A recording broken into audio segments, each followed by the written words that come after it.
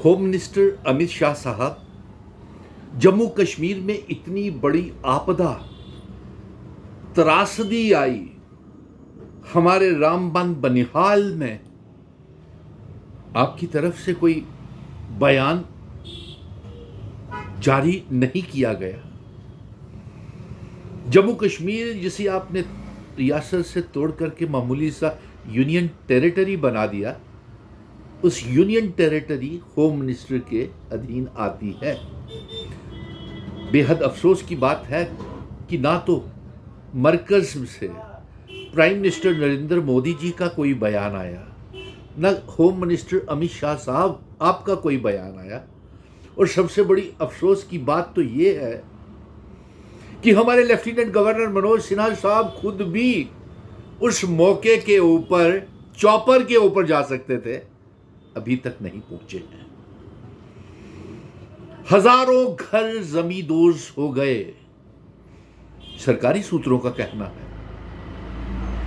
बेहद तबाही का मंजर रामबन बनिहाल में अफसोसनाक वाकया हुआ है।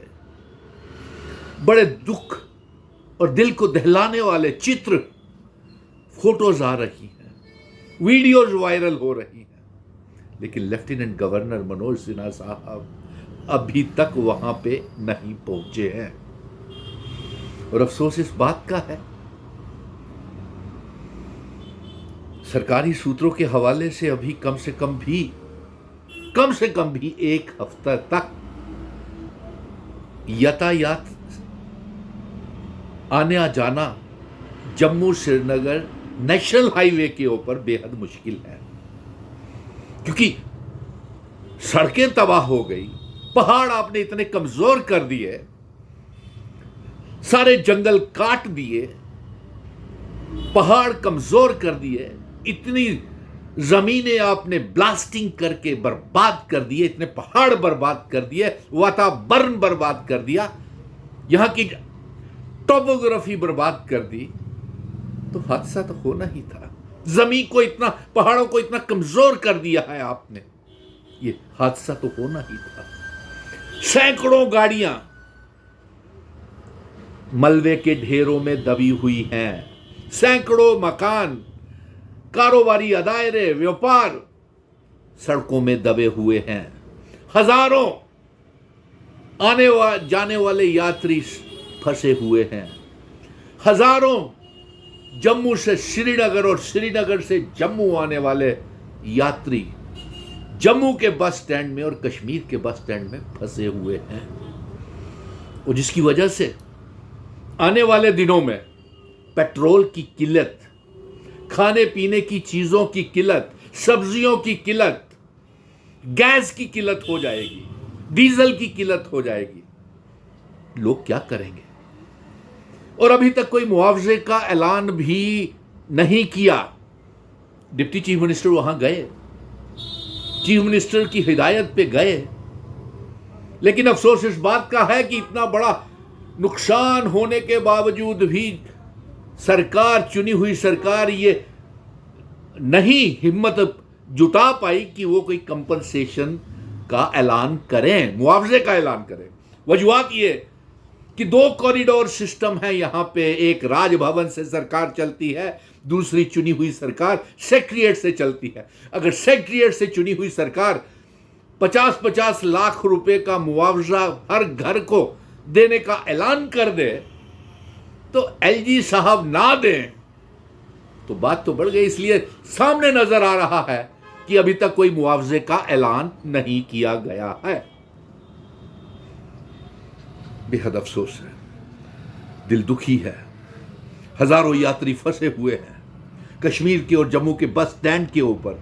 खाने पीने की चीजों की कमी आ गई है, जेबों में पैसे नहीं हैं, रहने की जगह नहीं है, तबाही का मंजर है।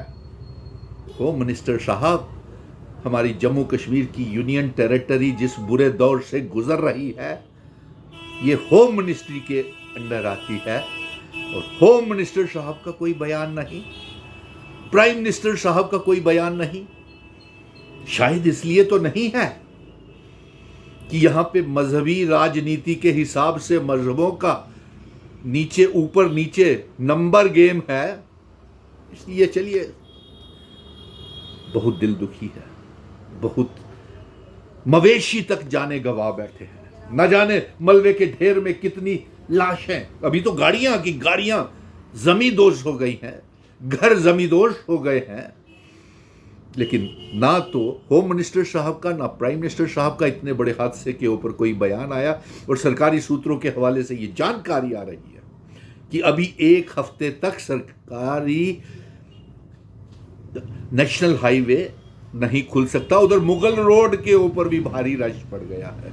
अब वंदे भारत ट्रेन चला दीजिए, कम से कम इतना तो कर दीजिए आप होम मिनिस्टर साहब कि जो फंसे हुए यात्री हैं, जो जम्मू के बस स्टैंड में और जो कश्मीर के बस स्टैंड्स के ऊपर जो फंसे हुए हैं, उन्हें एयरलिफ्ट करके अपने अपने राज्यों में तो भेज दें, अपने घरों में तो पहुंचा दें।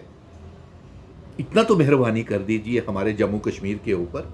इतनी तो वो जो फंसे हुए यात्री हैं, फंसे हुए पैसेंजर्स हैं, स्ट्रैंडेड पैसेंजर्स हैं नेशनल हाईवे के ऊपर, उन्हें एयरलिफ्ट करके हेलीकॉप्टर्स के ऊपर अपने अपने घरों में तो पहुंचा दीजिए।